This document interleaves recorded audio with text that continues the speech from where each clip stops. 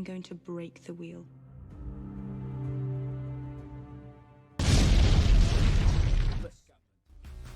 Ultra Ninja JK, dupla jinxa, bota chakra em cada linha de faca. Faz macramé no micado, base, espadas por frases. Sintático, repara no que digo, é paradigmático. Não tenho paralelo, sou para lá de mágico. Sabes como eu rolo, martelo pneumático. Técnica secreta do monstro roxo. Estamos a meter-nos no dojo, estamos a manter comes no jogo. Só com uma espada nos tojos. Plano picado, não sabes de onde esta ave vem. Nenhum radar pode detectar onde está a nave, mãe, tu sabes bem. Somos a clique, somos o clã. É Monster Jinx cabrão, respeito ao vais comer tartan. Na terra do nunca não digo banzai. Vivo na espelunca e tenho um bonsai. Ninja que é ninja, ninja, frotas imperiais. E bate mal, logo bate mais. A minha crew não sem espelhos. Na rua, dragão azul, dragão vermelho. Sente o silêncio. Verso shinobi, nunca me canso. Sou de Nairobi, ágil como um ninja. Rápido como um ninja, letal como um ninja. Brutal como um ninja, fatal como um ninja. Forte como um ninja, secreto como um ninja. Devo mesmo ser um ninja. Esta é para os meus ninjas, só para os meus ninjas. Onde é que estão os meus ninjas, ninjas, ninjas, ninjas, ninjas, ninjas, ninjas, ninjas. Esta é para os meus ninjas, só para os meus ninjas. Onde é que estão os meus ninjas, ninjas, ninjas, ninjas, ninjas, ninjas, ninjas, ninjas.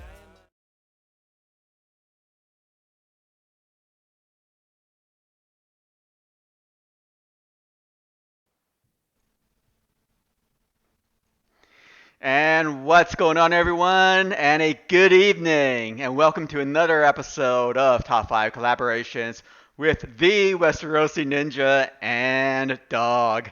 Tonight, we have a special stream for y'all where we will be recapping the Emmy Awards show from last Sunday night and how our favorite show, Game of Thrones, performed. So woohoo on that. And as usual, Dawg is here with me to give his feelings on this particular topic. What's going on, Dawg? What's happening with you? Great to be here again, Ninja, and great to see everybody here in the chat as well. And yeah, I'm just appreciating the new layout you have there, and it's great to be on TV again as well. Hi, Mom.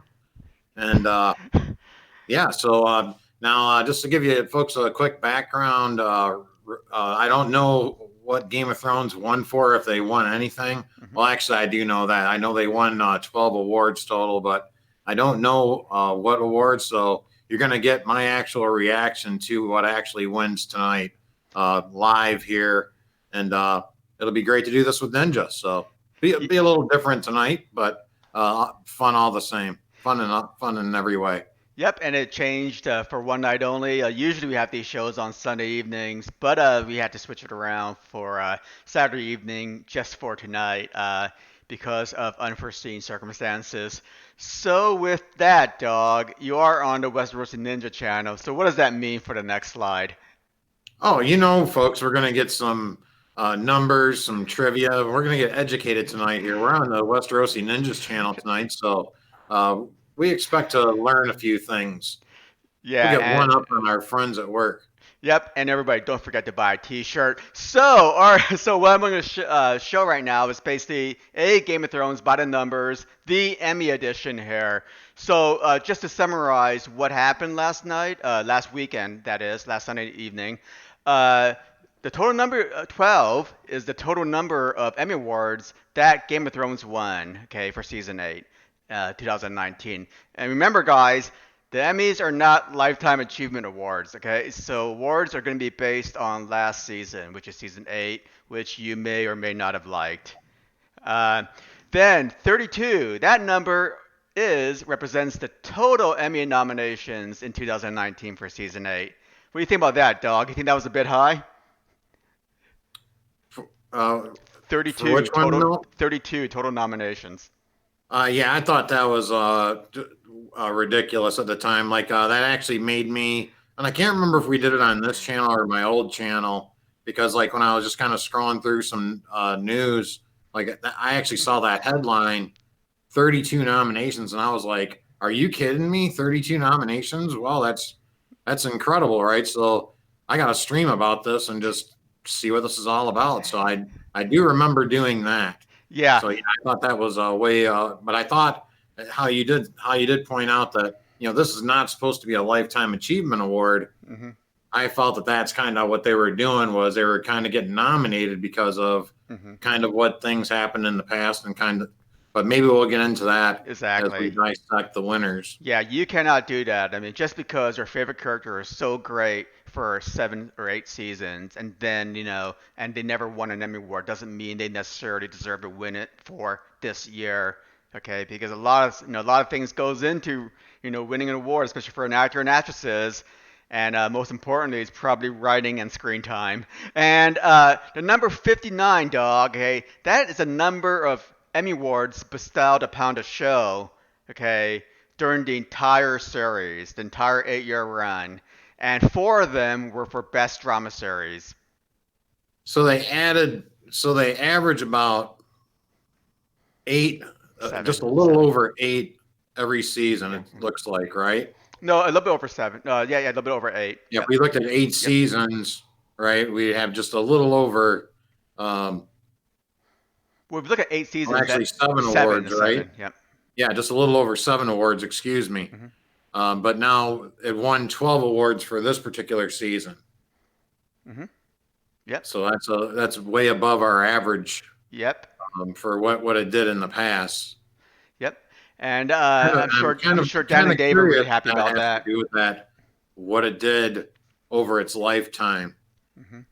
Why that number is stretched out a bit compared to the average of what it used to do. Yeah, I think a lot of that had to do with kind of like maybe nostalgia and a lot of sympathy. I think you had a sympathetic, kind of a sympathy vote in there somehow by the Academy. Anyway, 6.9 million. Okay, we're jumping from 59 to 6.9 million. That is or was the number of viewers for the 71st Primetime Emmys Award show from last Sunday evening. That's down 33% from 10.2 million 2018. Excuse me, that's a typo, 2018. So basically it bombed. Okay, it went down 33% compared to last year. And last year it was on a Monday night. Okay, this year it was on a Sunday evening where you expect to have draw more viewers in. That's not the case. Down 33%, dog. Yeah, that number doesn't surprise me at all because to me the Emmys had absolutely no buzz to it. I didn't hear anything about the Emmys. I don't know how that was for you. I didn't hear anything about it until we were doing our stream Sunday. Somebody mentioned that Exactly. the Emmys were going on, Milt. Yeah. And I had absolutely no clue about the Emmys happening. But then I did hear about how poorly the numbers were. Mm-hmm. And I didn't bother to watch it. I think that, and I think it's fair to say that the fan base was kind of, for the most part, a lot of folks were irked off over season 8. And I think that if season 8 would have, made the fan base a little more happy, if you will, I think the numbers in the Emmys possibly would have drawn a little more interest, I think. That's just my opinion. Yeah, who knows what the real reason is? I mean, that might have drawn in a little bit more Game of Thrones fans, maybe. Just personally for me, if I would have absolutely loved season 8, Mm-hmm. I would have definitely watched the Emmys just to see, the overall, Yeah. Especially over the lifetime of the show and things of that nature. But Yeah. Season 8 was definitely not my cup of tea, if you will. Yeah, so last year was on NBC, this year was on Fox, and they did things slightly different for this year. I mean, there was no host on last evening's show. Like usually there's a host, right? So something like Billy Crystal, right, or something like that. Or my favorite, if you ever, my favorite is Ricky Gervais. If you ever wants to come on and do like an Oscars or an Emmy, that'd be great. But I don't think they'll ever let him do one. But still, there's no host. It was just basically people just walking up on stage presenting the awards, and that was pretty much it. It seemed to go by really fast with no breaks, really. So, but that's just the way it is. So Fox.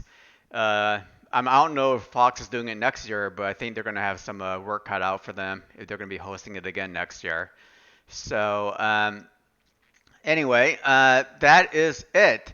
And now that you're talking about the actual consensus for season 8 and how viewers actually basically felt about season 8, dog. Guess what? I have a bonus slide for you.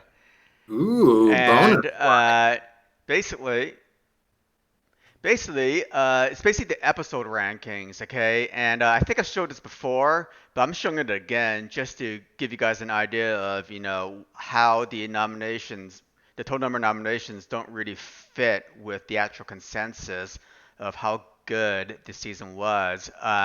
Basically, if you look at the ratings of the season 8 episodes, if you can see that it's that gold line down the bottom there. See how it dropped big time in terms of the average rating. So the average rating is from 10 to 5, right? So basically, by the time season 6, episode 6, or around the final season, or the final episode, according to IMDb, it had a rating of 5. Okay, compared to all the other episodes in the prior 7 seasons, they ranged anywhere between 8 and 10. And then in season 8, it just went off a cliff essentially. Starting with episode 3, The Long Night. After that mess of an episode, no, episodes 4, 5, and 6 just cratered.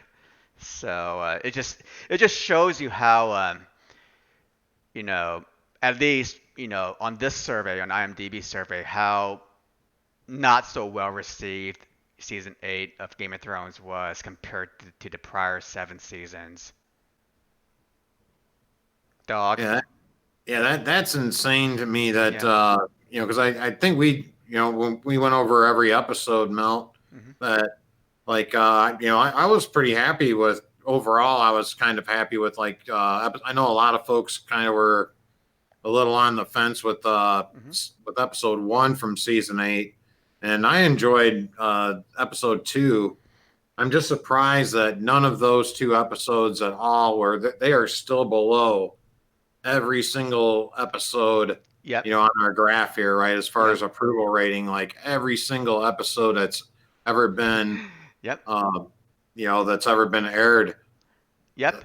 I it's still mean, below them, yeah. right? And then, yeah, it didn't surprise me that, episode 3, then we have that humongous drop off there. And then we have episode 4, all the craziness that happens with that by the end of it with, Yep. Danny not being able to see the fleet and all the craziness that kind of went in with the writing and stuff with that nature didn't really help out with the fans' approval there. I wouldn't think. And then what was that? The episode The Bells, Episode 5. episode 5, Yep. where Danny just basically burns everything for like 20 minutes nonstop, just burns the whole entire. I mean, it's just absolutely numbing by the time it's over. Hmm. And then that absolutely awful, awful finale, which I think I mentioned to you before that I think as we got to it, you had asked me, hey, how do you feel about this episode? And like I remembered episode 5, and I was like, I think this is the worst episode I've ever seen out of all the other 70 2 show or 71 or 72 episodes, whatever it was, however many it was at the time. I was like, this is possibly the worst episode I've ever seen until I got to the finale, which I can, if I ever did a ranking of every single episode, I already know it would be at the bottom of my list already. Just, it would be like a free space and bingo at this point, right? That, the finale, episode 6, was just, pitiful. And I can definitely, I definitely, I agree with the graph, except for I would like to go back and kind of think of, hey, what were the episode 2s and say season 5, and I'm trying to think of. I think I did like episode 2 and season 6 quite a bit. I remember I was kind of poo pooing on the first Well, episode. well, I well, know I definitely well. liked The season. consensus worst episode prior to season 8 was Unbowed, Unbent, Unbroken, and that was episode 6 of season 5, and that was the lowest point in the previous 7 seasons. You see that little dip right there in kind of like Right. the darker gold line. So, but yeah, I mean, it's just amazing how every single episode, even with that low point, is still, rated around an 8. Okay, but it was just so amazing that in season 8, all the episodes basically fell below that lowest point. That's good. Okay, I so really which would is like to go back because well, in my personal, in my opinion, like, the opener for season 8 hmm is better than the opener for season 6. hmm The Red Woman episode. hmm I remember I did not like that episode at all. For some reason, I hmm was really not happy with it. but Um, and for a Game of Thrones episode, compared to everything else on television at the time, this stuff was light years above everything else to me that was on television. So, like, if I was poo pooing on an episode, it was just compared to all the other Game of Thrones episodes I'd seen, right? yeah, So, yeah, so I liked the opener for season 8 compared to, like, season 6 off the top of my head. I'd have to really think back of I don't like it better than Two Swords. Two Swords, I think, is a fantastic episode uh, from season 4. Even the opening episode, I like it. I think it's a great way. hmm I mean, especially by the end of it, when he pushes Bran out of the window. I mean, you're definitely going to come back and watch the next episode. as I said, I think there was a lot of hype surrounding episode, basically season 8. It was the last season of a seminal series here, and I think even the first episode kind of disappointed, right? I mean, it was only an hour long, but it was an hour long episode in a very very short season, right?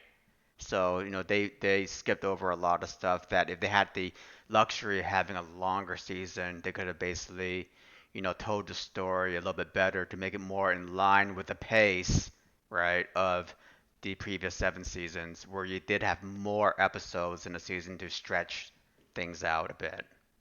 So yeah, everything was really compressed and everything was skipped over, and I think the rankings, at least from IMDb, basically bears it out a bit in terms of how people felt about these episodes. And Yeah, I agree with this graph about 90% of it, just other than those couple I talked about, Milt. But mhm. yeah, I definitely I feel with this graph. Yeah.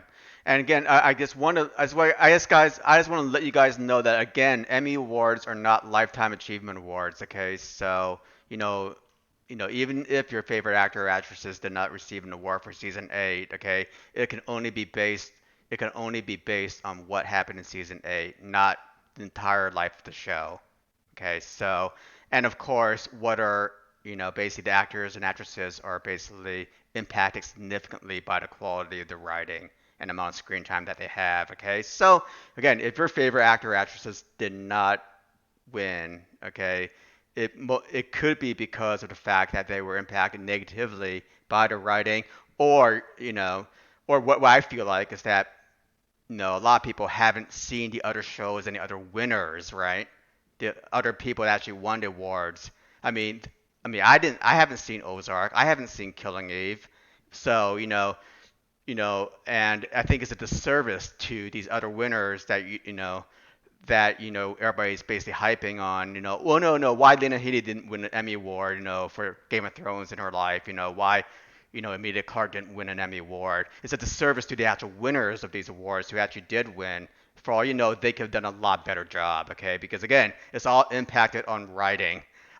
Okay, a lot of these awards, okay? And that's just my rant on basically the fandom in general in terms of and in terms of the negativity towards the Emmy judges and whatnot. Okay, keep it in mind, it's not a lifetime achievement award. It's just for season 8.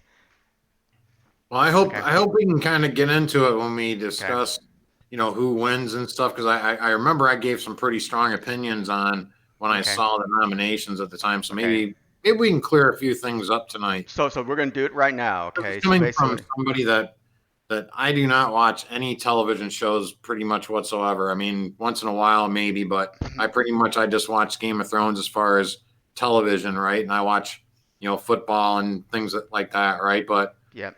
pretty much I don't watch television, so you know, Game of Thrones was something that drew me in for a long, long time. So Yeah. for me to Yeah. And I be told. negative on it now Yeah. is kind of hard. And I tell people I'm the same exact way, pretty much. Okay, I only watch 3 shows on TV, so Game of Thrones was one of them. So let's just continue on ahead and let's get into the Emmy Let's do breakdown it. here. Okay, so basically, what I'm gonna show first is basically I'm gonna go through all 32 of the nominations. I'll start out with the Creative Arts Emmy Awards. Okay, so these are the awards given out outside of prime time. Okay, so these are kind of like more of the technical awards, if you will. Okay, and basically what I have is basically they were nominated for 17 Creative Arts Emmys awards, and what's in bold are the awards that they actually won. Gotcha. Okay. Gotcha. So we got outstanding production design for a narrative period or fantasy program, 1 hour or more. Okay, we didn't win that. Let's see, because there might have been a better show. Okay, that was more, that was historical based, or another a better fantasy show. Okay, Yeah, I I kind mean, of like to know what fantasy show that might be. okay, and also remember, this is technical. This is not about writing. It's about production design. Okay, Oh, okay, gotcha. it could be the shittiest show on TV in terms of writing, right? But this is purely technical. Okay. Yeah, this is production design. Yeah, got it. Okay, got it. Okay, so it did win for outstanding casting for a drama series, and I have no issues with that because Game of Thrones has a great cast, has a large cast, and it has a quality cast. And I Okay. can't argue with that. Okay. So, Outstanding main title design. Okay, that's basically the opening credits. Okay, and I'm actually going to go through these in more details in terms of the awards that they won. Okay, in subsequent slides going forward. Okay, after the summary. Outstanding stunt coordination for a drama series, limited series, or movie. Sure, right? I mean, great stunts in season 8. Again, we're not talking about the quality of the writing here. We're talking about technically, how good was the stunt coordination. You can't argue the stunt coordination, right? Yeah, all those fights going on. I mean, it looked pretty realistic to me. Dog, what do you think? yeah, I mean, and again, though, I would have to look at other things like, what did it go up against, Mm-hmm. Per se, and I can't really argue. I can't poo-poo on their stunt coordinators right Okay. now. All right, good. All right. Outstanding fantasy sci-fi costumes. Okay, and that was for The Bells. Okay. Episode 5 of season 8. Sure. I mean, Game of Thrones is known for having really cool costumes. I'm Okay. trying to think of, where that episode, because most people were in rags or they were just absolutely tattered by the end of it. I'm trying to think of even Cersei looking out the Well, I window. mean, you had the Golden Company, right? I mean, they were dressed pretty smartly before they were burnt They should alive. have wore some better spring shoes. Yeah, I think they should have worn some fire retardant clothes, right? Yeah, so So, yeah, and then again, compared to everything else on television, they're probably yeah. gonna, and costumes, Okay. casting, Okay. music, stuff like that. Okay. Outstanding special visual effects, and that was also won by the Bells episode as well. Okay. Burning down King's Landing was visually pretty spectacular to me. Okay. Again, we're not talking about writing. We're talking about the technical part of it. Okay. Okay. Uh, Yeah, I guess the I mean, stuff with yeah. yeah, like with Drogon coming in and taking out the fleet. I mean, yeah. And think I about how mean, much yeah, it looks fire was beautiful there. and all that stuff, but in the grand scope, we were thinking about why didn't he do this last week? What happened? Why aren't they firing at him now? Yeah, but again, Compared to last week. that's writing again. We're talking about Yeah, just special effects here. We're not, okay? right. This Yeah, and writing, okay? compared to everything else on Yeah. television, it's going to Yeah. be probably light years. They spent, what Yeah. was it, Milt? Like at least 10 million each episode. Oh yeah, yeah. It was at least 10 million each episode, I think, I maybe mean, even 15, I think. I was actually surprised by this win for the Bells because I thought the Long Night was nominated as well, and they had some pretty cool special effects if you can actually see it, And right? 'Cause, I that one I mean, remember just kind of going, yeah, any type of camera work or cinematography, anything that has to yeah, do with any type of, you having to be able to see things, yeah.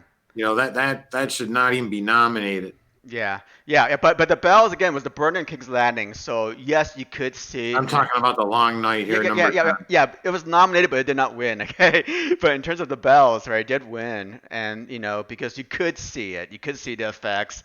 Plus, I thought it was great in terms of, basically the amount of fire that was put on screen, right? I mean, that was the most fire that I've ever seen in a show on screen in my life. Okay, basically the whole city being burnt down. Okay, to me it was spectacular. In the writing, it probably sucked. Okay, everybody knows it sucked, but we're talking about just the visual effects there, guys.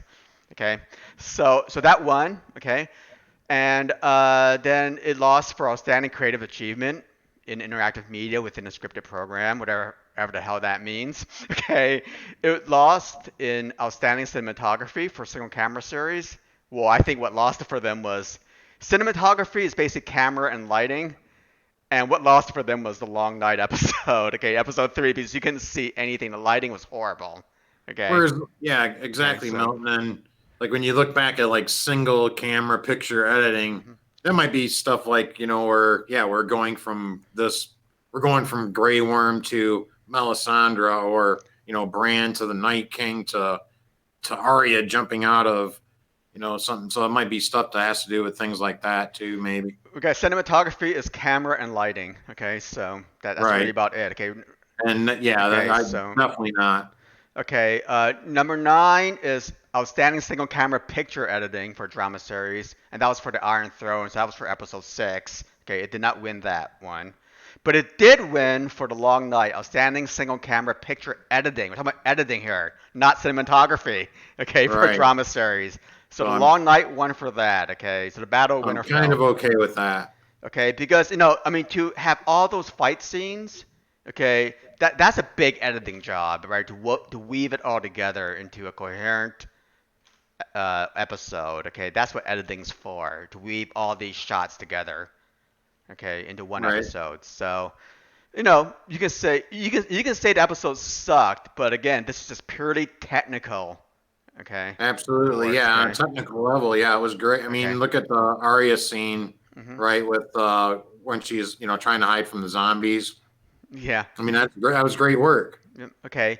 Number 11 was again outstanding single camera picture editing for a drama series, and that was for Winterfell. That was for episode 1. It didn't win that, but Game of Thrones did win for picture editing, at least for one episode. Okay, The Long Night. It did not win for outstanding hairstyling for a single camera series.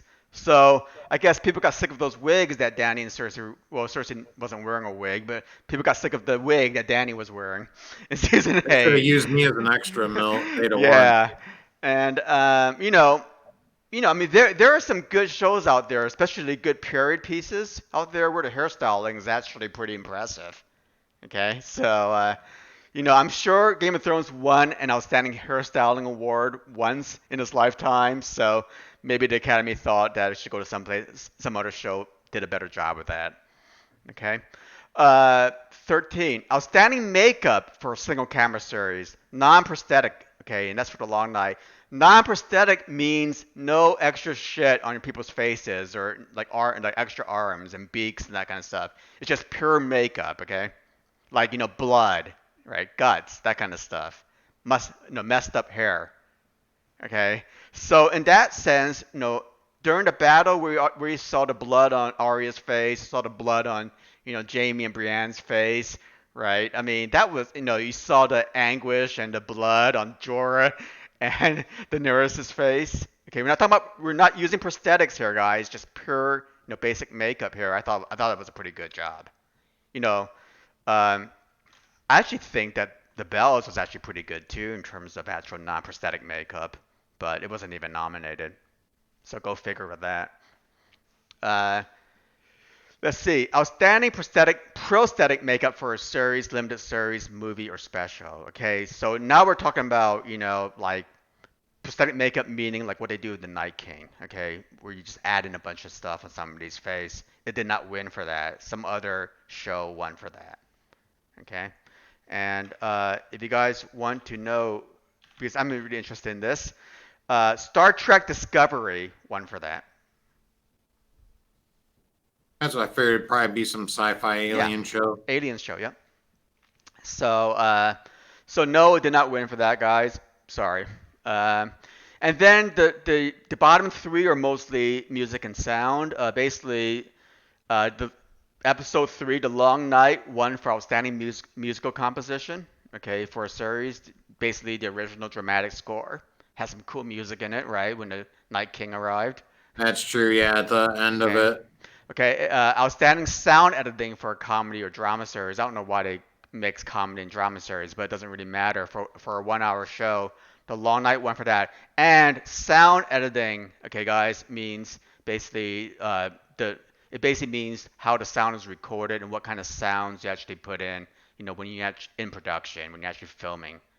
Yeah, like Okay. like when you saw John screaming at the dragon. Yeah, yeah, yeah. Or when the dragon's roaring. Okay, something that's not being put in post production. Okay, that's what sound editing means here. So that episode won for that, and also won for sound mixing. Sound mixing is post production. Okay, enhancements to the sound that you put in there. You got all the G Wiz special effects sounds, right? That's actually sound mixing. That's actually done post production, and also the Long Night won for that. And I can see all this. I can see the Long Night winning for this stuff, especially the sound editing, mixing. Again, it was a humongous battle, right? You have all these sounds taking place, battle scenes, swords clashing, okay, dragons roaring, right, flying, right? Everybody screaming and yelling, everybody dying, right? I mean, it was a big venture there, and you know, the sound editing, was probably took up probably a big chunk of that 58-day or 57-day filming time for that one episode. So I have no issues with the Long Night winning for that as well. What do you think, Dog? No, yeah, I'm glad that we're dissecting exactly what these are for. It's not necessarily visuals on some things, but yeah, like because when you think of, I'm trying to think of some, we definitely had some sounds with, the battle, of course, right? I'm thinking of like when the Night King meets his demise, Hmm. uh, and like again, like I was talking about like when John was screaming at the dragon, stuff like that. But then like the camera work and the editing that goes in with that, the technical stuff, and really, what other television program has the budget to really keep up with technical things like that? Exactly. Yeah. They had 2 years to do this. Basically, they took a year off, and so I fully expected, technical things and all of that to be the best that we'd ever seen on television. Hmm. Unfortunately, what we got out of The Long Night wasn't quite that. But for when you look at things like sound editing and the camera editing, definitely I don't have an argument. I can't see why somebody would argue against it. Again, Yeah, I would have to yeah, see and people in the what the other chat, nominations were too. yeah, and people in the chat, right, the same thing. You have to separate, okay, the writing and the story from the technical, Definitely, because, okay, and this is for a these Emmy great point you Awards. brought up with Yeah. that, is that like, yeah, I didn't like how how they ended with the Night King at the, because it was basically kind of like, when the ring goes Hmm. into Mount Doom at the end, and everybody just kind of explodes, kind of thing, right? Hmm. It was total Lord of the Rings at that moment, but at the same time, that music composition was absolutely it was beautiful. Hmm. And so we're seeing the Night King walking, and I think Theon's last charge Hmm. in there too. It was just an absolutely beautiful composition. So I can't see Yeah. somebody arguing against that one. Again, separate the And story, and separate the the acting point was, I from didn't the like that. technical. Yeah. I didn't like what was written about Yeah. what was happening here, but Yeah. we're talking about just the music here. Exactly, yeah, and that's what creative arts Emmy Awards are all about. Okay, it's about the technical excellence that that these shows achieve. Okay, And even for these for really subjects. quickly, Mel, for again, not that I liked what happened at the end, but for what was happening in that scene, that music was totally perfect for what was going on in that Sure, scene, for the sure. slow motion and all that Hmm. stuff. It was absolutely perfect. Yeah, and it won. So I mean, I can't argue against a lot of stuff. Again, I don't know what it was up against, but I'm pretty sure that especially for sound editing, there's probably I bet you the Bells was probably nominated for that as well, for all those explosions and all those people screaming and all those again the dragon fire and everything else going on. Okay, but The Long Night was a worthy winner for this stuff. So it's yeah. So again, this is just creative arts. Distance, separate yourself from any kind of writing and story whatsoever. Okay, pure technical ability and excellence. Okay, that's what these creative arts Emmys awards are all about, and it won 10 of them. Okay, so a big chunk of those 12 awards that Game of Thrones won was just based on the technical merit of the actual show itself, or for the actual for these particular episodes. Okay, so it's not really surprising. They had 2 years to work on this stuff, okay? So you would expect to see a high technical standard, okay, for these episodes. That's And where a lot that's of what we that got. budget money went into. Yeah. Okay, now we're going to get into more of the stuff that everybody's interested in, which is the Primetime Emmy Awards, where we What, go this isn't into... interesting? Go ahead. What? I was saying this isn't interesting to folks. What's going on? No. It's interesting to me. Oh, So, okay. so I'm telling you that because I mean, Oh, they want to know about the actresses and yeah, actors exactly. and Yeah, stuff. Oh, yeah. gotcha. Yeah, so now we're going to the Primetime Emmy Awards, okay? This is all about the directing, the writing that, some people still have issues with, and the actors and actresses, how well they did, okay? So here they are, okay? Okay, so now we're going to start with 17 to 32, essentially here. Outstanding Drama Series. It won for that. Game of Thrones Season 8. The big one, it won. Okay. What? Okay. It was nominated for Outstanding Writing for a Drama Series in Game of Thrones Season 8. That was a pretty weak nomination, in my opinion, but it did. It was nominated, but it did not win, okay? So, woo for that, right? Hey, hang on. Can you reread number 17 for me again? I'm getting a little older, Milt. 17 And I know it's Outstanding in Drama bold Series. print for me, but could Yeah. you just and the bold one is the one that they won, correct? Exactly, yes. Outstanding Drama Series, Game of Thrones Season 8 won for Outstanding Drama. There must be some really terrible television that's happening right now. That's all I have to Okay, say about that. so let's go ahead and continue here, okay? Gotcha. Outstanding lead actress in a drama series. Okay, that was Emilia Clarke as Daenerys Targaryen. Okay, she was the only nominee for outstanding lead actress. Evidently, you can only have one lead actress per show. Okay, outstanding lead actor in a drama series. Kit Harington as Jon Snow did a really good job screaming at that dragon, but I forgot what else he did during the season. So he was nominated for that and did not win. Outstanding supporting actor. Okay, you have multiple supporting actors and actresses now, right? And this was the bulk of a lot of the actors and actress nominations for the Emmys. Okay, so the actors in the drama for the supporting actor nominations were Alfie Allen as Theon Greyjoy. Okay, Nikolaj Coster-Waldau as Jaime Lannister. Peter Dinklage as Tyrion Lannister, and he won Outstanding Supporting Actor in the drama series, which is weird because Peter Dinklage had the most screen time out of all the actors in season 8. So I don't know why he wasn't a lead actor. Okay, I mean it didn't make sense. I mean the big three in Game of Thrones is Kit, Emilia, and Peter Dinklage. Okay, otherwise known as Jon Snow, Daenerys Targaryen, and Tyrion Lannister. Okay, so I don't know why they put him as a supporting actor, but that's where he fell, even though he did have the most screen time. Okay, out of all the actors and actresses in season 8. So he won for that. So good job, Peter. That was like her fourth one. Okay, now we're getting to the supporting actresses here. Okay, so I have Gwendolyn Christie as Brienne Tarth. Yeah, she did a pretty good job. Lena Headey as Cersei Lannister. Everybody's up in arms about Lena Headey, okay, because she was so great during the whole series run.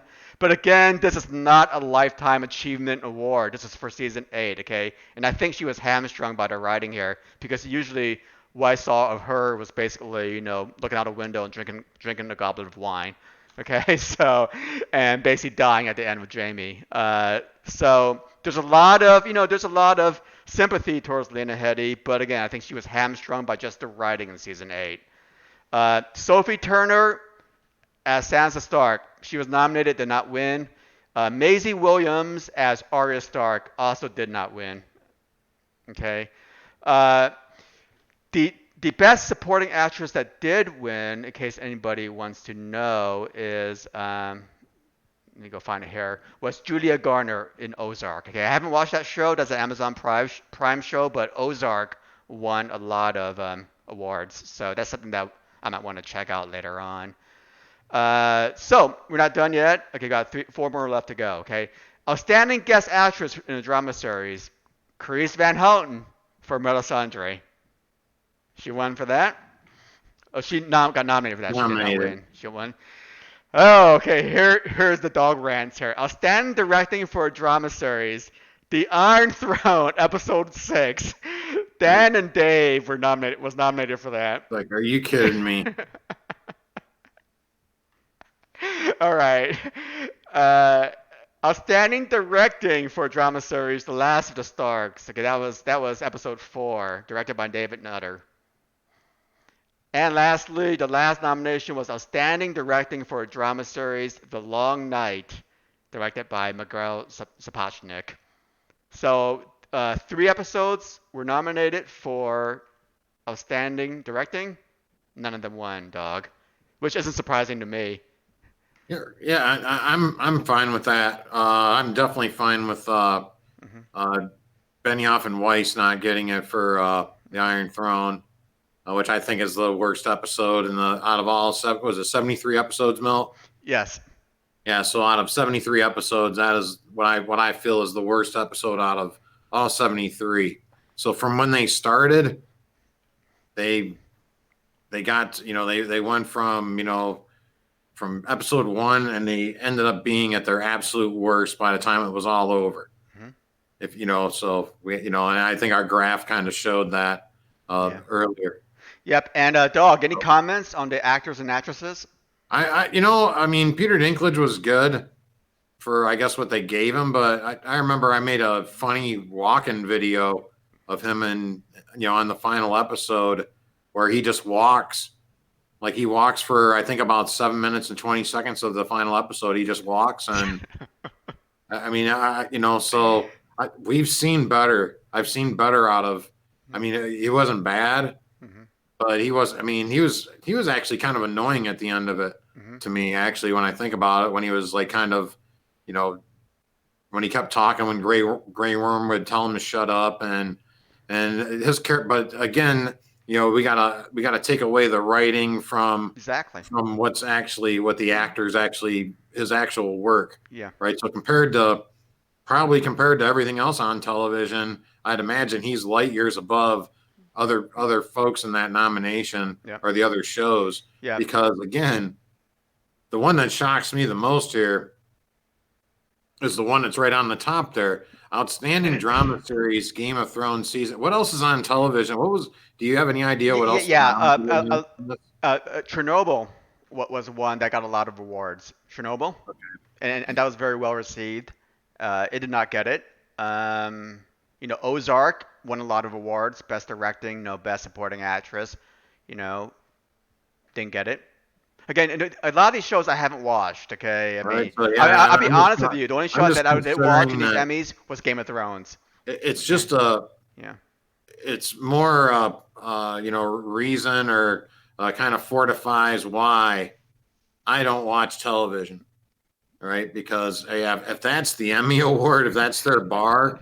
I mean, if that's the most outstanding thing, from that year, I don't want to have anything to do with it. I mean, honestly, I think the series was coming to an end. Maybe it was a sympathy vote. Okay, and that's what I think especially for outstanding drama series. Yeah, so I think that's what happened there. I think that it's probably just for an overall. Thank you for the 8 seasons or whatever, right? Yeah. The only one I was kind of like at a time when we first did that stream together, Mel, was I was thinking that, I was kind of happy that Emilia Clarke got a nomination because even for what they gave her, it was probably one of her strongest seasons, I thought, as far as, the work she actually did. So I thought she did pretty well, even though I hated what they did, with the character and stuff. But Kit Harington, he didn't really do a whole lot other than a soliloquy. I'm kind of on the fence about Kit Harington because I agree with you. He didn't really do much. In fact, the work that he did really didn't support a lead actor role. I think the lead actor should have been Tyrion Lannister.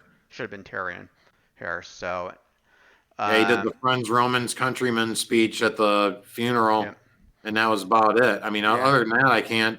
Well, I mean, I think he helped. I think he helped Peter Dinklage get his he award. rode a dragon. Right. I'm sorry. He rode a dragon. Yeah, then he just sat there when they all needed fire, and he just sat there. No, I mean he rode a dragon and smiled the whole time. I mean that takes Yeah, some he rode the serious acting dragon, chops. and I don't want to choose my queen. I don't want to choose my queen. Yeah. Okay, so we got actors and Lena actors. Headey.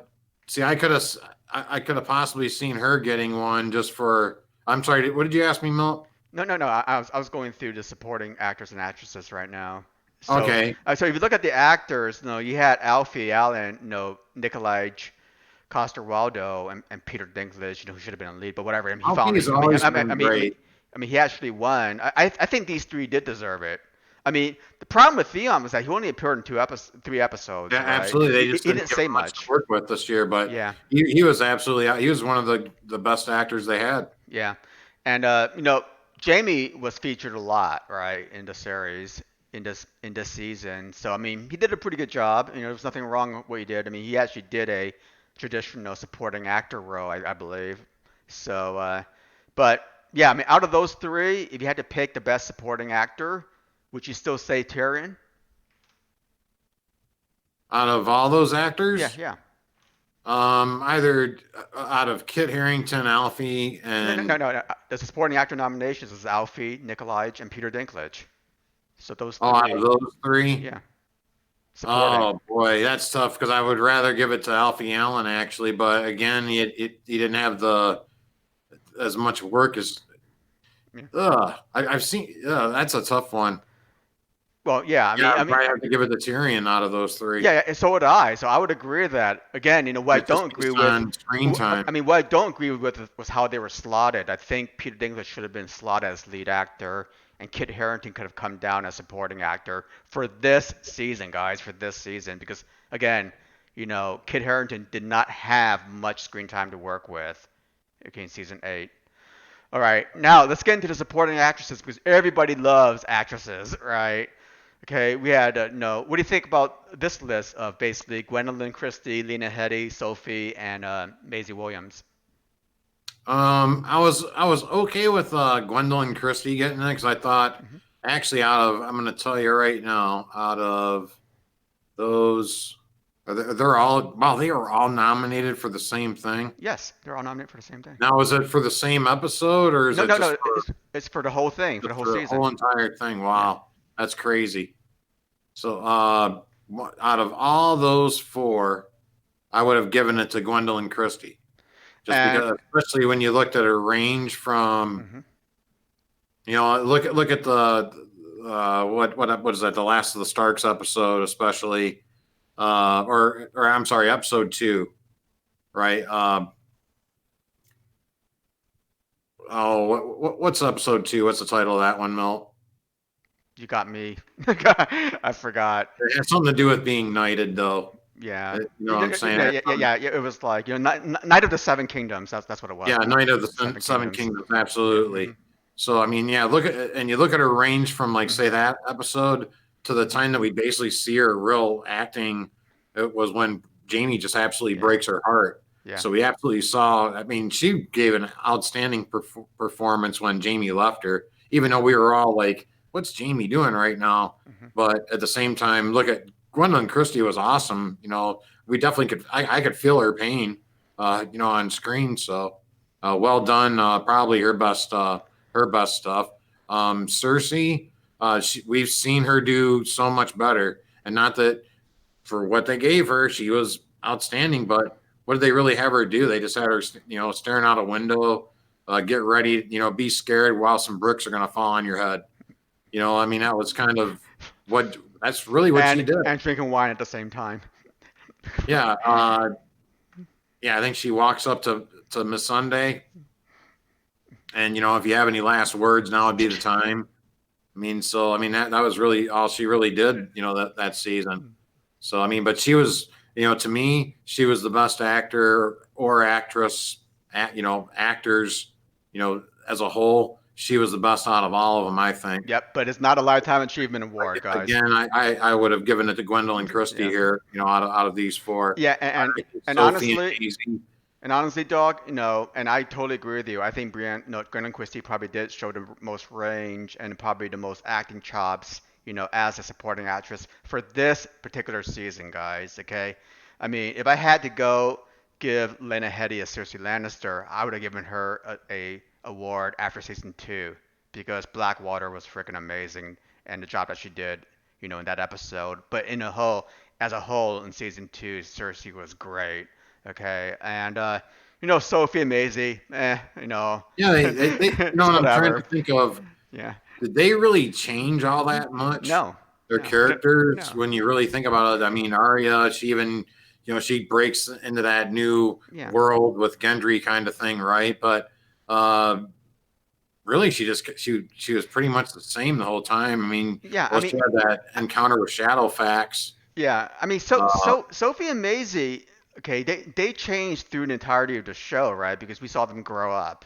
Oh, they definitely changed. I mean, when we first met them. They as far as I'm looking at this season. Yeah, they changed, but in terms of their acting abilities and their acting range, I don't think they were given anything to actually, to really promote themselves. Skills. Yeah. To basically jump ahead. There wasn't really like a moment where you see an Arya breakdown or something, or Sansa, having to, really go from this to really show that the skills of something that Alfie Allen could do perfectly. Mm-hmm. Right. That was a perfect I think the way Alfie Allen did Theon, for instance, when we first met Theon to the end of Theon. I think that that's a perfect example of an actor showing their range. Yeah, but even I mean Alfie Allen again. No, he has a lot of hype around him, right? He's considered to be one of the better actors in Game of Thrones. But I think he was also hamstrung by the writing because again he didn't really have a lot to do as well if you think about it, right? I mean what he was given, he did very very well. So.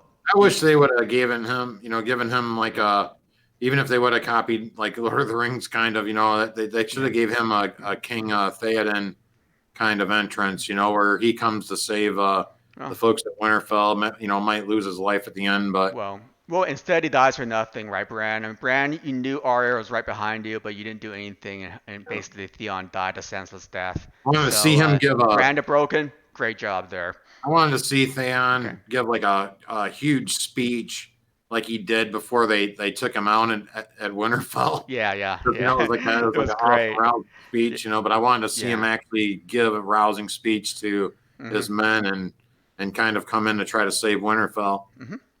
But he didn't do that. Yeah, so Lena Headey, she didn't have a lot to work with, even though she's a great actress. She probably deserved to win one back in season 2, in my opinion. She didn't get it. Sorry, you're never gonna have an Emmy Award for Game of Thrones. Wow, she never got one. No, she never did. She never has. Oh, that's fortunate. That's why people are so hyped up and moaning about the fact that she didn't get one right now. Okay.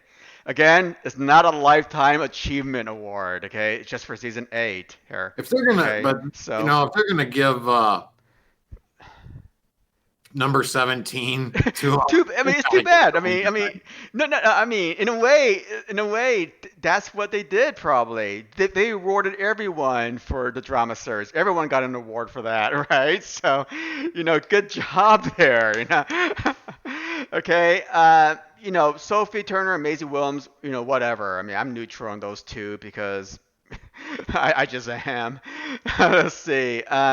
So we got Carice Van Houten as Melisandre. She only appeared in one episode. Yes, that's considered a guest appearance. How is she a guest when she's been on the show before? We're talking about just season 8. It's not a Lifetime Achievement Award, okay? She was only in one episode for only like 50 minutes of total time. Or 10 minutes of total time. Okay, so it's more like a prodigal son return.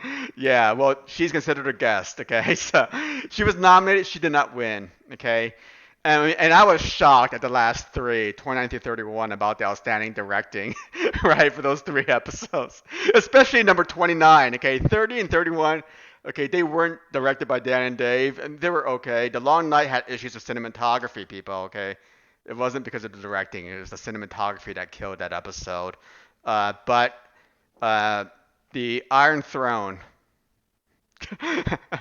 nominated. That to me was another sympathy vote. But Dog, may I have another opinion on that? Or maybe Yeah, I you think don't. it was it was like basically a lifetime achievement award. Let's make sure that they get Yeah, a nomination. But I'm yeah. like, if they're gonna bend that rule, they should bend the rule of, hey, let's just, kind of. And I think that's what happened with number 17 there again. Yeah, it was Is just I lifetime think they achievement. just Yeah, said lifetime. We're yeah, gonna give it to you for this. yeah. But Well, again, I luckily, need to see what these other shows are. well, luckily the Academy wasn't as crazy as giving them number 18 either, because that's just At least they insanity. didn't Outstanding. win. Yeah, I mean they nominated for outstanding writing, but seriously, guys, okay, if they won that, I would have been shocked. Because they were getting all Outstanding that writing. buzz about heading into Yeah. Star Wars, possibly. Hmm. They were getting all that buzz going into that. Now, if they'd actually won, Hmm. I mean, they would have been like, oh wow, look at us, and we're going into Star Wars. I don't think they're going into Star Wars now. I kind of don't think so. Yeah. So there it is, guys. In terms of the outstanding writing, it was Chernobyl. It looks like got that one, which is a show that I should watch because I heard such good things about it. And there's a couple of Game of Thrones actors in there. I think Roose Bolton's in there. So you know, take it for what it's take it for what it's worth here. So that is all the 32 nominations, and those are the winners. And we can just kind of go in here with just a summary of the awards that it won. So outstanding casting for drama series, sure. Look at that cast. Big cast, quality cast, um, bigger and better than everybody Makes me else. sad, kind of. Yeah, bigger and better than everybody else. So they win, right? Again, this is a creative Makes me Emmy. sad what they did to Varys too. That was such a great actor too. They could have done so much more with Varys too. That's writing, and this is a technical award. That's writing. Oh no, I Yeah, yeah, understand that, but yeah, I'm just saying, look what they could have done. yeah. They only had 6 episodes, right?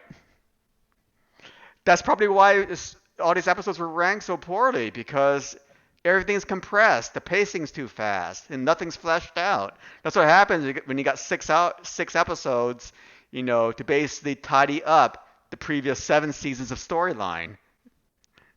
Okay, this is what happens, guys. Number outstanding main title design. And Is there I'm is, cool with is that. there, yeah. The title always got me pumped up for the episode. Yeah, is there a better opening sequence than Game of Thrones? I don't watch much TV, but maybe there is. But I mean, it's a it's a good title sequence for sure. It's good design. It changed up a little bit this year. It's got a little bit darker, so cool for that. All right, outstanding stunt coordination for drama series, limited series, or movie. There you go. Arya jumping off a trampoline. What else do you need for? What else deserves a stunt coordination award other than that? Maybe the guy that does Sam stunts, maybe like when he's like, well, he didn't even do that. He wasn't even like, hey Ed, look out behind you. So whoever the guy is that actually turns around for Sam and runs Okay. away, Yeah. that guy. Okay. Then we have outstanding fantasy sci-fi costumes from the Bells, and I just took pictures from the Bells here to show you guys the costumes. Pretty cool costumes, right? The Golden Company had good costumes. Sure, yeah, Danny looked pretty pimp. Yeah, Danny looked pretty pimp. Cersei looked pimped. Jamie looked kind of just dirty. Shadowfax looked pretty pimped out. What do you think about that, Dog? Yeah, Shadowfax was ready to take on a Balrog. Yeah. Yep. So good job with the outstanding fantasy and sci-fi costumes. Outstanding special visual effects. The bells again, and I got some pictures. I mean, I never seen as much fire as I have in any TV show. Okay, and the way they did it visually was very, very, very, very cool. I thought. Again, we're not talking about the writing, people. We're talking about the special effects, purely Yeah, I think the on a best technical visuals level. were like when she was going in on Euron's fleet and stuff like Yeah, that. you saw But that picture right like there. for this stuff though, like when she was just going back and forth and back and forth. To me, it's like it reminded me of an old Godzilla movie or something. Yeah. You know, and that picture of the top picture, of Drogon, basically burning down the city, and then you see that green flame there. I guess he burned down a cache of wildfire, which was pretty cool. So not many people saw that, but I thought that was pretty interesting. Yeah, they had a bunch of them there. Well, Uh, there was dozens of them there, just kind of all around the city. I yeah, remember when I made the bicycle race video. yeah.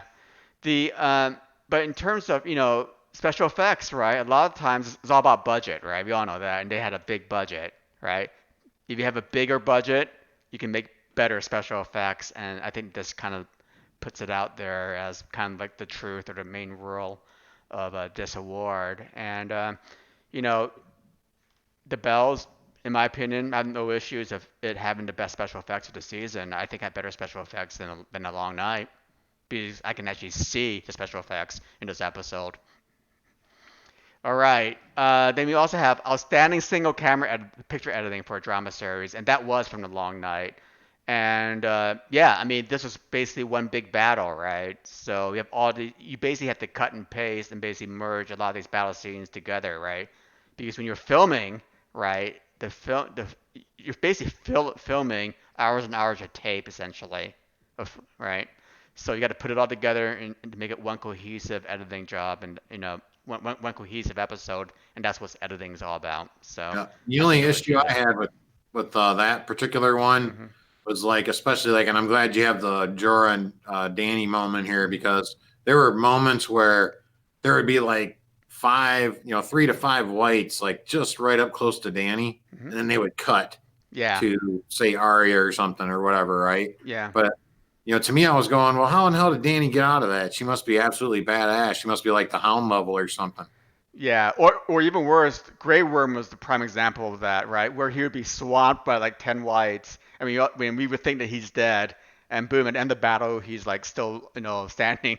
So I'm trying to figure that out, and they basically just cut scenes left and right. But that to me is an issue of writing, right? They had to keep them alive because the writers wanted them to be alive, and they had no other film to actually, put in there showing him surviving, or they were not willing to put it in there because of the time allowed for the episode.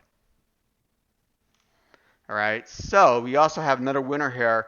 Outstanding makeup for a single camera series, non-prosthetic, okay? Just basically, what's on people's faces right now, on the actors and actresses' faces. And again, the Long Night won for this, and I have no issues with this, right? In a battle episode, you're gonna have a lot of like blood makeup put on everybody, right? And honestly, it was pretty realistic to me in terms of the blood makeup. Any thoughts on this? I know we talked about this already, Dog, but Yeah, I can't really argue against this. I mean, yeah, it looks great. I guess. I mean, for what we could see. yeah, from what we can see, Trying to exactly. think of other. There's nothing in that episode that where I'm trying to think of something that just radiates, makeup. I'm trying to think of Danny's face during this episode. Can you go back to the other slide real Yeah, quickly? but this is picture editing. Well, I was kind of looking at Danny's face maybe Hmm. too, just to try to, Okay. maybe look at some of these other guys too, their makeup too, some of the whites and things of that Well, nature. you So, can't do White and Night King because that's prosthetic. yeah, that's Okay, prosthetic though, we're talking right? about So yeah, like non-prosthetic. Yeah, Danny's then yeah. maybe oh, what's her name? Sansa and Tyrion. I mean, Sansa. Yeah, yeah, those but two. she's always heavily made up. So Miss Sunday. Miss Sunday's always looking pretty okay too. yeah, so yeah, but I mean, battle episodes, you're gonna have a lot of makeup, right? Because there's a lot of blood splattering all over the place. If you compare this episode with respect to makeup versus other episodes in the season, Dog, would you agree that this has the best makeup, non-prosthetically? And that's tough to say there. I mean, honestly, no other episode in the season had as much makeup, except for maybe the bells, right? I mean, I'm trying to think of like things like Battle of the Bastards and we're talking about in this Blackwater. season though. We're talking about in this season, right? Because we're Oh, you're just talking about this yeah, season. yeah. Because Okay. the I thought you were the saying awards for comparing this these to season. other Yeah, seasons. yeah, yeah. But yeah, I guess compared to the other episodes, yes. Yeah. I mean, the Bells had some makeup, right? You saw Arya getting all cut up and everything else like that. But I don't think it was on the level of, the long night where everybody was pretty much cut up. No. Yeah. And let's go into next award. And these are just three of them, right? And these were for the music composition and the outstanding sound editing, and also for the outstanding sound mixing. And they were all for the long night as well. Again, you mentioned that the music was great, right? When the Night King made his entrance there, and as you have a example of the sheet music for the Night King by Jawadi. Ramen noodle. Yeah, Ramen Jawadi. So and great stuff. You can't disagree with the music. The music's always been a strong point in Game of Thrones, and it's remained a strong point for this season. It's the sound editing. The Long Night again is a battle scene. A lot of sounds you got to put in there. Okay, right? Swords clashing, dragons roaring fire, Dothraki screaming. Everything's put in there, right? So horses riding. So the Long Night was pretty good for that, and basically the sound mixing at the end. So that's post production sound, right? That's special effects sounds. Yeah. Or FX sounds. Okay. And I think we mentioned that earlier that it's going to be tough, especially with their kind of budget. They're going to have the best of the best. Exactly. Yeah. Sound mixing, sound editing, special effects. It's all about budget, right? It really is. It really is. I So, think so. and I wouldn't be surprised looking back in the entire run of the series how many awards did they probably aced these award categories, for all 8 years. I wouldn't be surprised if they did. I don't know, maybe a sci-fi, Yeah, I series. can't think of anything that might have Yeah. competed with it. Maybe Westworld. Well, not even Westworld. I mean, they didn't have the No, sound not even mixing. close. Yeah. Yep. All right. Then we got outstanding supporting actor in a drama series. Peter Dinklage was Tyrion Lannister. Okay, I already said that he should have been a lead actor in there because he did have the most screen time in season 8. But they put him into supporting. They slotted him in as a supporting actor, and he won it. Dog. No complaints or complaints? Yeah, other than, I would like to know what the criteria is, for supporting actor versus lead actor if we're going to talk about screen time. Because if he had the most screen time, you're absolutely right. He should have been He should have been. Yeah, I totally agree. should have been the lead actor role. I totally agree. But yeah, I forgot. And I'm glad you had the moment of the bricks there. Yeah. That was probably one of his strongest moments was doing that. My only other issue was it didn't seem like they gave him a whole hell of a lot to do. He parlayed with John. He had that moment where he finds Cersei and Jamie. He tells Varys that it was him, and he does a lot of walking. He does a lot of walking in episode 6. He crowned Bran as king. And then that annoyed the hell out of me. So if that was their plan, was to annoy the viewer, then he did a hell of a job acting. Well, he won it for that. This is for the entirety of season 8. Okay, so I mean, he did a pretty good job. I don't know who the other nominees were. I forgot in this award, but I had no issues with. I have no issues with him. I know the other two nominees were Alfie Allen and Jamie Lannister, Nick Waldo, and if I had to pick one of the three, it would have been Peter Dinklage. Yeah, if I had to pick one of the three, then it would have been Tyrion. Mm-hmm. But you saw me. I definitely had to think about it. Yep. And then I've seen Tyrion. I've seen better. And then we have the last one, Nearest to Dearest to Dog's Heart here. Outstanding drama series for 2019. Game of Thrones. And look at all those happy people on stage. And Jesus Christ, aka Gwendolyn Christie, was in the back, looming over everyone else. So, what do you think about this, Dog? Well, That I mean, is wait a minute, crazy. You've already talked about this, but keep on Dusty's talking. ready to walk on water. Yeah, this to me is just proof that um, I can't take the Emmys. I can't take the Emmys serious because I watched season 8, and to me it was just awful. Mm-hmm. You know, compared to all the other you know, to me this was the season that it was just another TV show to me. You know, it was just an absolutely it was another TV show, and yeah, I can't see how it could possibly have won this. There must be some really bad television, and and that's probably a good reason why I don't watch television. People in the chat are saying Ozark's great, and Ozark did win Best Director, Best Supporting Actress, and whatnot. I don't think it's because there's bad television. I think this was, what we talked about earlier. I think this was a sympathy vote for the years of service, right? Even though it's not supposed to be lifetime achievement, It's not supposed to be. I think this was lifetime achievement here. What else? So they're saying Ozark was nominated. What else? Chernobyl, possibly. Yeah, I mean, I don't have the nominations again. I mean, I can take a look. Can't real remember. quick. Probably stuff I don't watch, but I can't imagine anything being. But yeah, I guess overall technical level, sound, music, all that kind of stuff. Their budget. How are you going to compete? Okay, so we have Game of Thrones, Better Call Saul, Ozark, Pose, Killing Eve, Secession, This Is Us, and Bodyguard. And I haven't seen any of these shows except for Game of Thrones. Yeah, tell those folks to start making better shows. Okay. So, maybe they are better.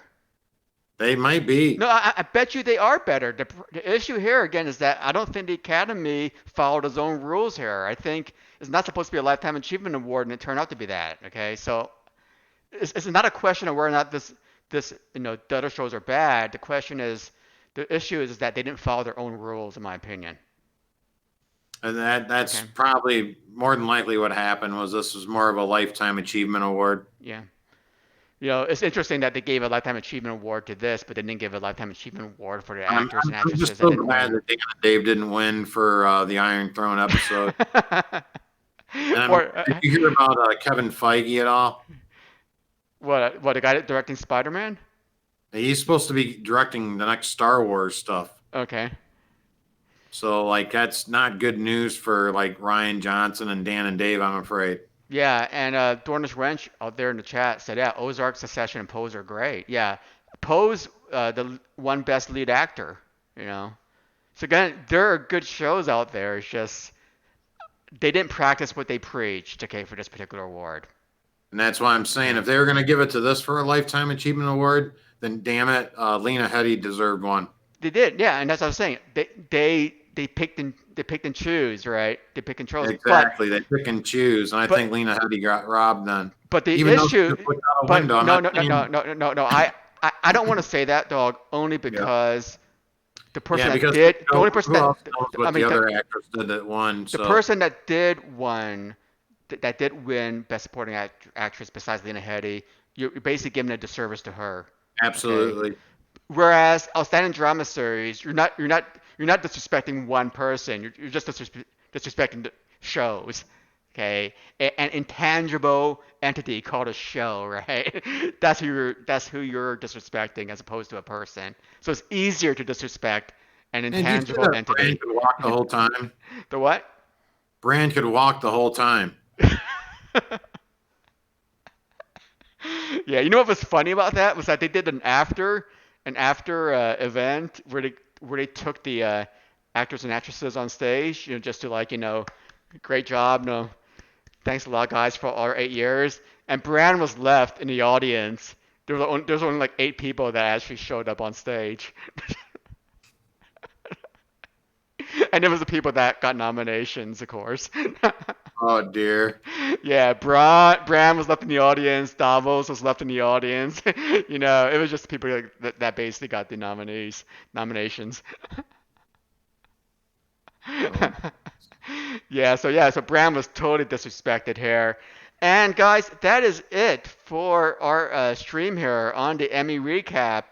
Dog, any last words that you have for the stream or for the Emmy Awards in general or for the no, season or anything else? I gotta say, I thought I'd be a little more angry, because again, when I went into this only knowing that it won like 12 awards, but I didn't know what it had won for.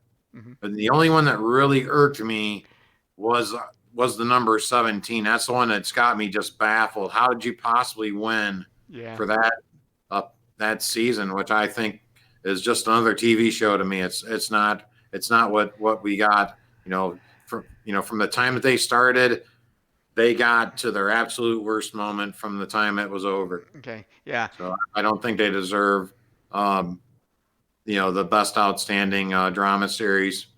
But again, I'm gonna go check out these other nominations now, just because I got to see, Yeah. how could they possibly uh, not have beat this show? Yeah. Now, I'm okay with the number of awards and the awards they won. Obviously, they have no, Game of Thrones has a bigger and better, cat. No, they have a bigger cast, a bigger budget. Okay, so they can basically wreck any other show in terms of the technical excellence portion. Okay, of the awards, which they did win 10 Creative Arts Emmys. Okay, and that's mostly technical based. Okay, so they won that. In terms of the primetime Emmys, you know, the only one that I don't have an issue with again is Tyrion. Okay, I was really surprised Tyrion as in Peter Dinklage winning Best Supporting Actor. I was pretty surprised that Game of Thrones won Best Drama Series. But I need to understand more about the criteria for that. Does it also include the technical aspects of the show? Absolutely, Okay. that's a great Okay. point, Mel. Yeah, because if it does, then and if it does, then I want to know how much is weighted And towards yeah, the because technical. when we look at sound, music, Yeah, that's 50% of our and exactly. editing. Yep. That's 50% of probably what the show encapsulates, basically Exactly. production Costumes. design, all that Yeah, stuff. costumes. Yeah, production Makeup. sets. Yeah. If you look at it that way, maybe it's not as surprising as as we That's true. think. Okay. Even that title is something else, But man. That was one of the greatest titles of all time. yeah, but what I would say, guys, is if you gave that 50% on the technical merit 100, then the other 50% I would only give like maybe 10%, a 10 or 20. Okay, okay. In that case, right, we're really looking at pretty much an 80 or a 70 or a 65, somewhere around there, right? An 80 to a 70 roughly. Okay, and was that enough to win best drama series? I don't know.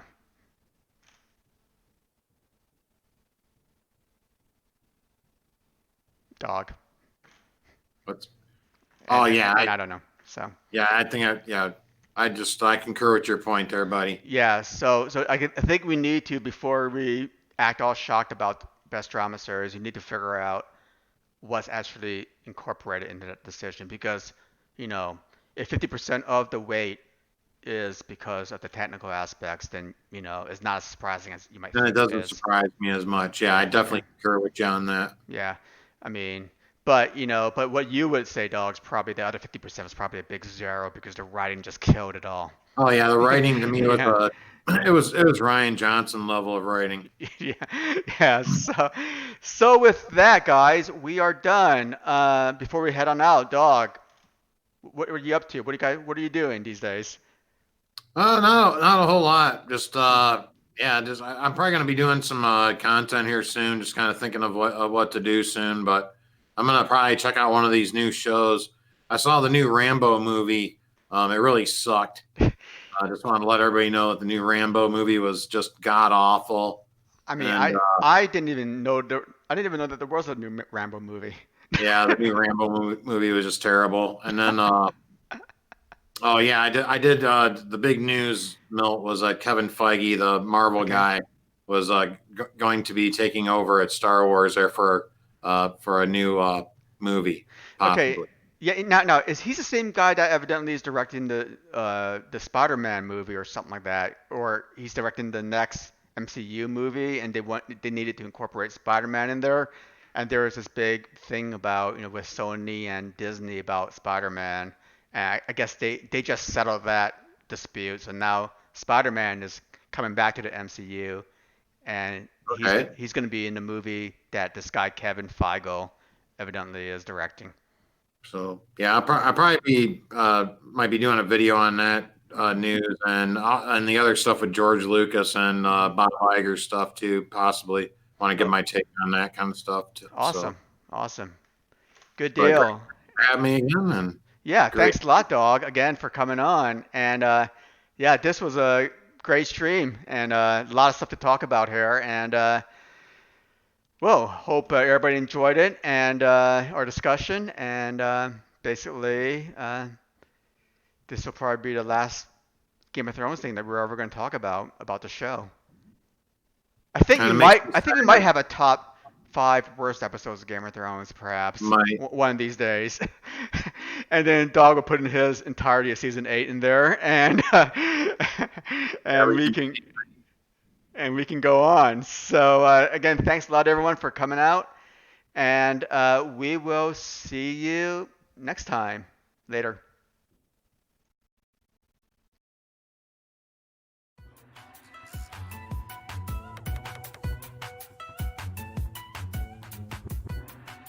I'm not going to stop the wheel. I'm going to break the wheel.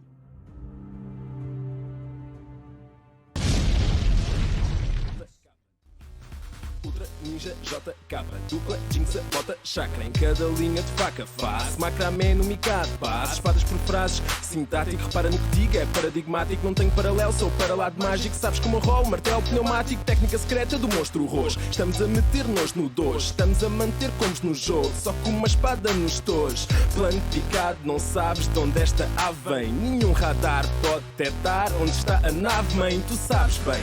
Somos a clique, somos o clã. É Monster Jinx cabrão, respeito ao baixo, comer tartan. Na terra do nunca não digo banzai. Vivo na espunca e tenho um bonsai. Ninja que é ninja, ninja, frotas imperiais. E bate mal, logo bate mais. A minha crew não sem espelhos. Na rua, dragão azul, dragão vermelho. Sento o silêncio.